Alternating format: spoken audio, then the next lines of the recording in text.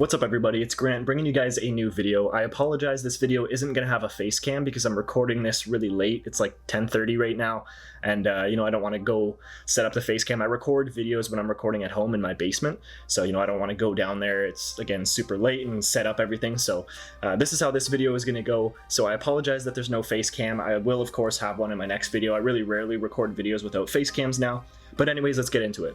So as you guys can tell by the title of the video, today I'm going to be giving you guys my picks for UFC 269, which is coming up this Saturday. So in the time I'm recording this, we've got Thursday, Friday, and then we're going to have the fights on Saturday. So it's coming up soon. So I wanted to get this out shortly before the fight started, just to let you guys know what my picks were, and then hopefully talk with you guys in the comments about, who you think is going to win each fight. And I'm going to be going over the main card so we can talk about what your guys' picks are for all of the fights in the main card in the comment section down below. So let's not waste any time, let's get right into it. So the first fight, we have Paiva versus O'Malley. Now, I don't really have too much to say on this one, to be completely honest. I think I've only seen Paiva's fights, maybe I think 2 of them live, of course not in person, but actually watching them. Of course, before I do these videos, I make sure I go through everybody's records, even the fighters that I know, to make sure that, I know how they won, how they lost, and things like that. Obviously, their records, and I have their records in front of me always when I do these videos. He has a good record. He's 21-3, but I was looking through it, and it's mostly decision wins, which, of course, there's nothing bad about that. But, of course, Sean O'Malley is I'd still say he's up and coming. Of course, he's kind of already got that celebrity status, but he's still up and coming in terms of making his way up in the division. He's 14-1, O'Malley, which of course that one loss, he doesn't count as a loss, or whatever's going on with that due to the injury he had, of course. So of course, a loss is a loss, but technically if you take that off the plate, then he would be undefeated aside from losing at least partially due to an injury. And of course, a lot of people expect Sean O'Malley to make his way up in the division. A lot of people think he's going to be the champion, if not, a top contender for a while. Obviously, super skilled. So of course, I'm going to have to go with Sean O'Malley on this one. I know that he's the favorite in this fight, which of course makes sense. I'm not sure the exact number on it, but I'm going to have to go with Sean O'Malley on this one. Again, I don't know too much about Paiva. I went through his stuff, like I said. He has a great record and everything, but I just think that Sean O'Malley is going to take this one because I expect him to make his way up and work his way through the rankings in the UFC. Alright guys, so moving on to the next one, we have Kai Kara-France versus Cody Garbrandt. Now, a lot of you probably don't know this, but I think I want to say it was 2017, I actually met Cody. There was some, it was like a phone carrier or something, I think it was Metro PCS or something like that. They were doing an event in the States. For those of you that don't know, I live in Canada, so I had to cross the border. It was like probably an hour drive or so, and I got to meet a couple fighters. I got to meet Cody, I got to meet Demetrius Johnson. I believe Tyron Woodley was doing one as well, but I only made it to those first 2 because I didn't have time to drive around to all of them. But yeah, so I met Cody. I'll still try to make this have no bias to it, but long story short, I think Cody's gonna win. So Kai Kara-France's record is 22-9, which of course is good, and then Cody, on the other hand, his record is 12-4. Now I believe, when I looked at it, I don't have the full list in front of me, but I believe that he's lost 3 of his last 4 fights or something like that. You guys can correct me in the comments if I'm wrong. I know it's somewhat close to that. And I believe he is dropping down a weight class for this fight. Correct me if I'm wrong. And a lot of people are not loving that, because a lot of times when people drop down a weight class, their chin isn't as good. But in my opinion, Cody's always been a great fighter. He of course was a previous champion, not in the division he's fighting at right now, of course, but that doesn't make too much of a difference. Well, we'll see how much difference it makes. But I honestly think that he has something to prove. He's kind of got that chip on his shoulder, because like I said, he's racked up a couple losses in some of his last fights. He did get a win, I believe, in his second last fight, and then I think his last one was the I believe decision loss to Rob Font, who just fought Jose Aldo. But I believe that he kind of thinks, I've got to get a win going. Of course, like I said, he has that one win in the last 2, but then before that, I believe I want to say 2 losses before that. So I think that he wants to get a win there. And then also on top of that, I think he wants to show people that he can be a real contender in this new weight class. So I think the combination of that is really going to motivate him. And of course, like I said before, he of course is a great fighter and everything. So that's why I'm going to go with Cody on this one. Now moving forward, we have Neal versus Ponzinibbio.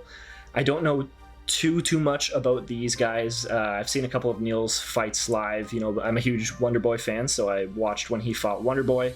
Ponzinibbio, think I saw his second last fight, but not his last fight.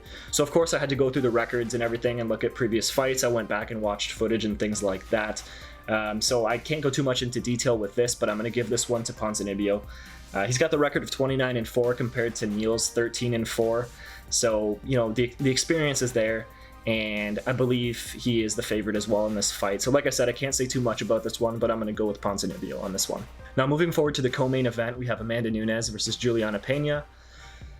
It's an easy answer in the most polite way possible. You know, Amanda Nunes is clearly the, you know, greatest female fighter of all time. So, you know, you can't really dispute against that. On top of the fact that Julianna's record is 10-4, which honestly, in my opinion, that is not a bad record whatsoever. But when you're talking about going up against the greatest female fighter of all time, you know, it just doesn't look great. You know, so many fighters, like say for example Chris Cyborg, everybody thought that she was going to be the one to beat Amanda Nunes, but Amanda Nunes has taken her down to, you know, Ronda Rousey down, and I honestly don't see her losing anytime soon, unless it's some fluke thing that happens or something like that. So of course I'm going to go with Nunes on this one. Now finally, guys, moving on to the main event, Charles Oliveira versus Dustin Poirier. I really like both of these guys, so honestly I'd be happy with whoever won. But of course this is a predictions video, so I can't just say I'm happy with whoever wins. I have to actually pick one. Now, I was thinking about this for a while, and I honestly think the way it's going to go is that it's either going to be a submission win by Charles Oliveira or a knockout win by Dustin Poirier. And guys, correct me if I'm wrong, I believe Dustin is a black belt in jiu-jitsu, and I'm assuming in this camp and, you know, everything leading up to this fight, he's got to be training a ton of jiu-jitsu to prepare for that against Charles Oliveira, because, and I'm sure everybody does that before they go against Charles Oliveira. But, you know, it's not like Charles is going up against somebody who's like a purple belt in jiu-jitsu, and I believe Charles is like a multiple degree black belt in jiu-jitsu, so his skill level is insanely high. But like I said, it's not like Charles is going up against somebody who's like a purple belt, which is obviously still very good. He's going up against, you know, a black belt who has a lot of experience, you know, and things like they both talk about, like, part of the advertising for this fight is how much experience both of these guys have. So, you know, Dustin has that experience, you know, stand up, ground game, whatever.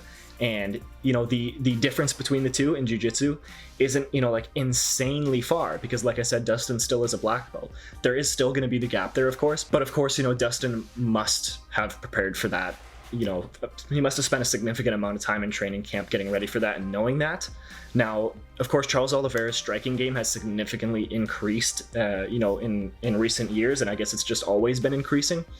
But in my opinion, you know, like, Dustin's taken shots from McGregor and, you know, stayed standing. In the last two fights he took them, yeah, sure, he was dazed, but, you know, like, he didn't get knocked down or anything like that. And, you know, people say McGregor is one of the hardest hitters in the division. So when I think of that, I think that, you know, Charles probably isn't going to get the knockout on Dustin unless it's, you know, like a perfect punch or kick or whatever it is, unless it's a perfect strike that hits right in the exact spot you need to, then I don't see that happening. I think Dustin's going to have the edge in the stand-up. You know, I believe he's probably more powerful in the stand-up than Charles, although Charles is very precise, which again is why this makes it such a hard decision for me. And, you know, of course, if it goes to the ground, there is a good chance that Oliveira gets that submission finish. But like I said, I feel like Poirier has gotten ready for that and is expecting that if the fight goes to the ground. We saw Oliveira get rocked by Chandler in the last fight as well. So I just believe Poirier has, you know, the same amount of power as Chandler, if not more.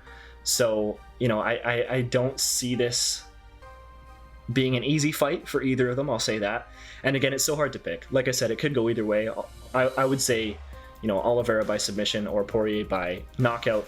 But again, since this is a predictions video, I have to make an official pick. So I'm going to say Dustin by knockout, even though, like I said, both of these guys are, you know, amazing. Like I talked about in a previous video, you know, when I started getting into jiu-jitsu, I became a massive fan of Charles Oliveira.